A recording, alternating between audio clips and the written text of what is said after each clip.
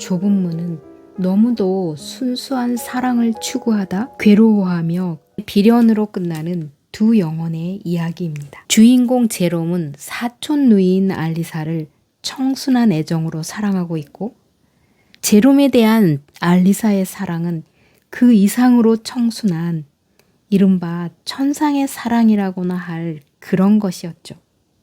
알리사의 지상적인 행복의 포기와 이상할 정도의 극기주의는 대체 어디서 온 것일까요? 몇 가지 원인을 생각할 수 있는데, 그 첫째는 쾌락적인 행복에 취해 정신을 잃은 불륜한 어머니에 대한 괴로움, 둘째는 제롬을 사랑하는 동생 줄리에트에 대한 살뜰한 배려, 셋째는 혼자 남을 쓸쓸한 늙은 아버지에 대한 연민, 그리고 자신이 제롬보다 나이가 많다는 점 등인데, 이런 것은 결정적인 원인은 아닌 것 같아요. 진정한 원인은 알리사의 마음 깊숙이 뿌리박고 있는 거의 천상적인 금욕주의라고 할 수 있을 것 같습니다. 앙드레 지드는 1869년 파리에서 태어났습니다. 지드의 유년기는 병적인 소심증과 우울로 좋지 않았습니다. 시인 기질의 너그러운 아버지와 정반대로 교회 법 아래 복종을 강요하는 어머니와의 엇갈린 교육관이 크게 작용한 것 같습니다. 아버지를 일찍 여의고 26살에 그 어머니마저 여의었는데, 갑자기 찾아든 자유에 당황한 지드의 유일한 의지가 사촌 누이 마들린에 대한 사랑뿐이었다는 것입니다. 알리사는 작가 자신의 사촌 누이 마들렌을 모델로 한 것인데, 지드 자신의 분신이기도 하고요. 이 작품은 읽기 시작하면 책을 덮을 수 없을 만큼 커다란 흡입력을 갖고 있습니다. 하지만 서정적인 아름다움에 도취해 알리사의 슬픈 마음에 눈물을 쥐어짜는 것만으로는 작품을 이해했다고 할 수가 없어요. 작품의 아이러니는 도덕주의적인 모랄과 그리스도교에 대한 반발심이 짙게 깔려 있다고 볼 수 있겠습니다. 좁은 문, 그러니까 낙타가 바늘구멍을 들어가듯 너무나 순수한 사랑의 추구는 논리적으로는 어떨지 모르나 실제적인 현실에서는 그 사랑이 성립되기 어렵다는 것을 알리사의 고뇌를 통해 지적해주고 있는 거죠. 이룰 수 없는 애달픈 사랑의 명장면들을 이어붙여 읽어보겠습니다. 고결한 사랑이 이루어지기 어려운 현실적인 한계가 되래 위로가 되어줄 것입니다. 아버지가 돌아가신 것은 내가 12살도 채 되기 전이었다. 6월 중순경 아름답지도 않은 정원, 로르망디 지방의 다른 정원들과 별다른 특징이 없는 정원 안에 있는 하얀 3층의 빅골랭가는 18세기의 그 숱한 별장들과 흡사했다.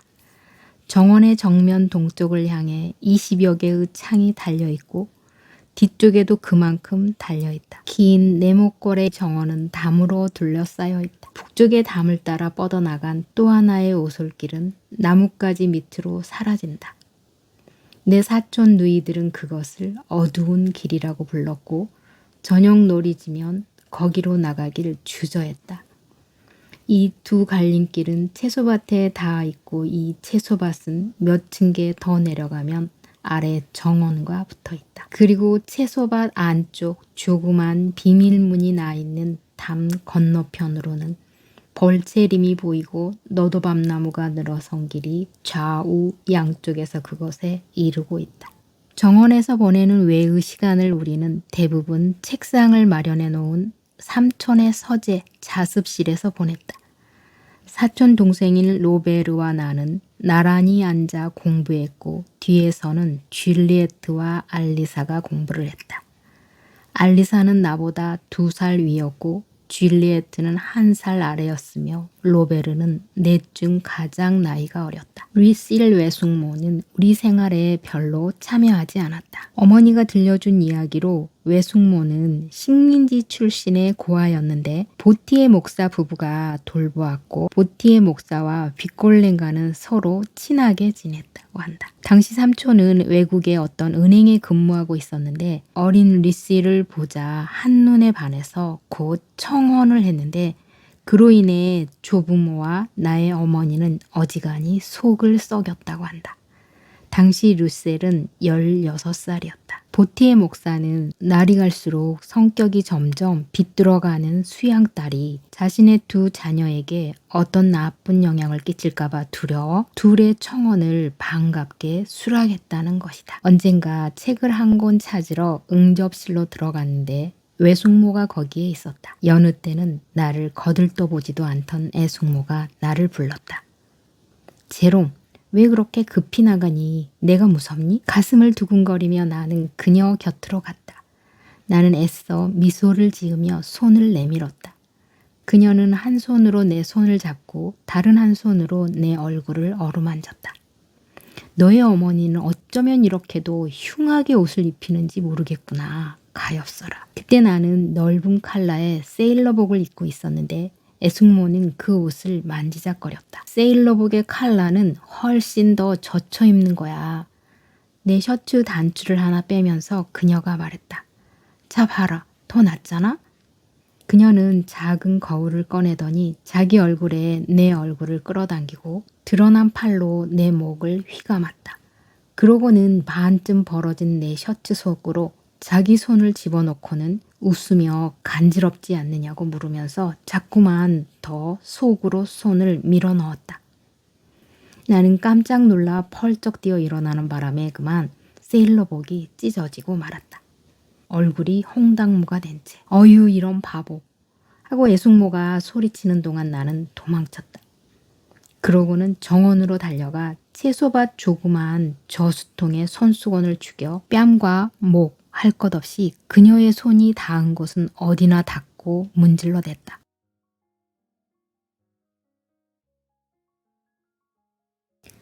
리실 외숙모는 발작을 일으키곤 했다.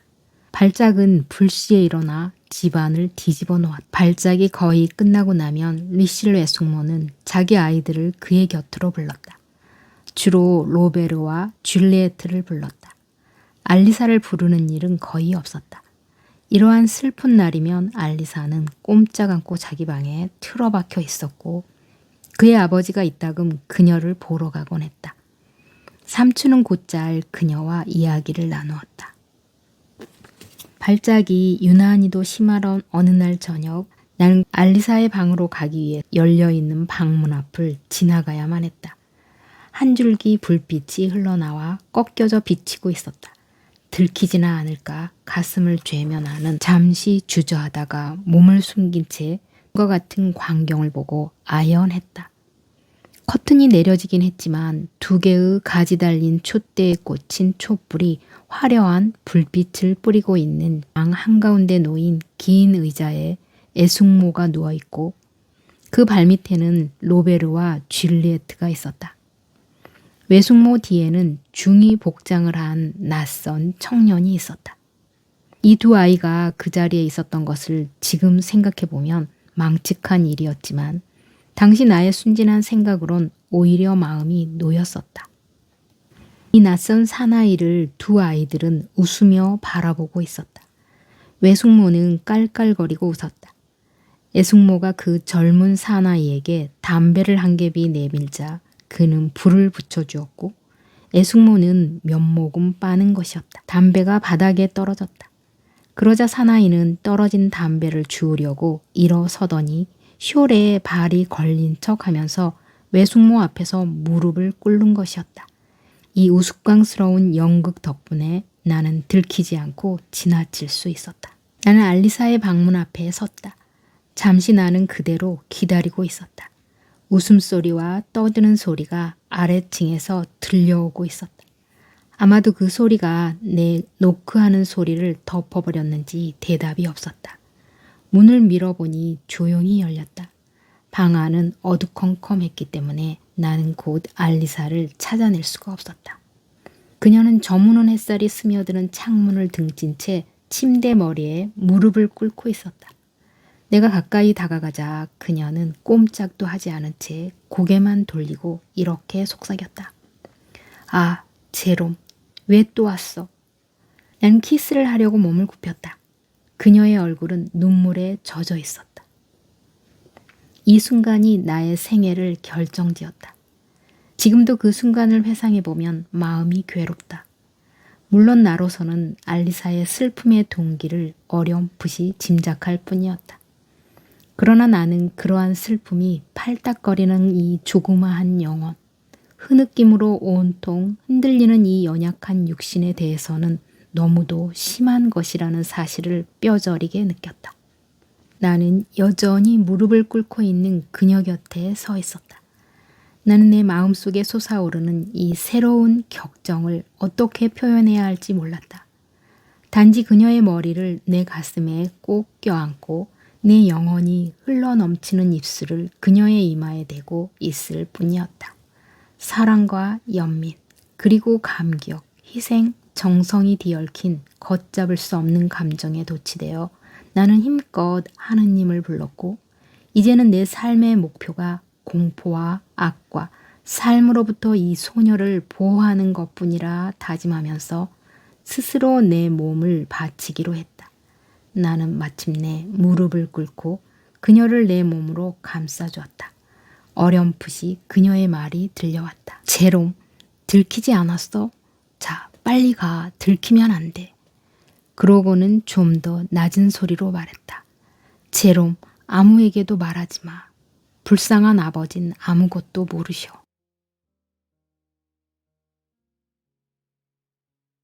그런 일이 있고 얼마 후 애승모가 도망쳐버렸다는 말을 어른들로부터 들었다. 어느 날 아침, 작은 교회에는 사람들이 별로 많지는 않았다.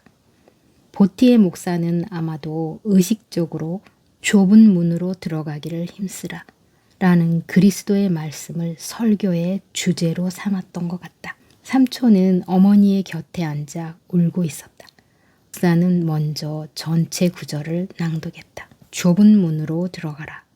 멸망으로 인도하는 문은 크고 그 길이 넓어 그리로 들어가는 자가 많고 생명으로 인도하는 문은 좁고 협착하여 찾는 이가 적음이니라. 그러고 나서 주제를 명백하게 분류하면서 목사는 먼저 넓은 길에 이야기했다.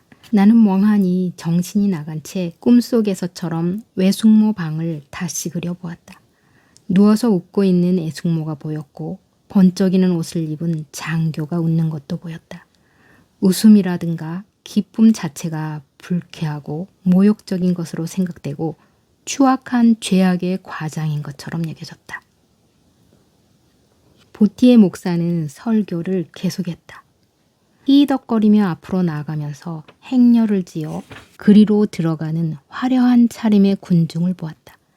그들과 발을 맞추어 한 걸음 한 걸음 나가자면 알리사에게서 떨어져야 하기 때문에 나는 그런 행렬에 낄 수도 없고 또 끼고 싶은 생각도 없었다. 나는 힘써 들어가야 할 그 좁은 문을 보았다. 꿈속에서 나는 그 문을 애써 들어가며 말할 수 없는 고통을, 그러나 하느님의 축복의 예감이 섞여 있는 그러한 고통을 느낀다고 생각했다. 그러자 이 문은 바로 알리사의 방문이 되는 것이었다. 나는 그리로 들어가려고 스스로를 억제하며 내 속의 이기심으로 남아있는 모든 것을 비워버리는 것이었다. 생명으로 인도하는 길은 협착하여 보티의 목사의 설교는 계속되고 있었다. 나는 모든 고난, 모든 슬픔 너머에 또 다른 하나의 맑고 신비하고 거룩한 기쁨, 내 영혼이 이미 갈망하기 시작한 다른 하나의 즐거움을 상상하고 예감했다. 그 기쁨은 날카로우면서도 부드러운 바이올린과 같았고 또한 알리사의 마음이 녹아버리는 맹렬한 불꽃처럼 상상되었다. 찾는 이가 적음이니라. 보티의 목사는 끝을 맺었다. 찾는 이가 적음이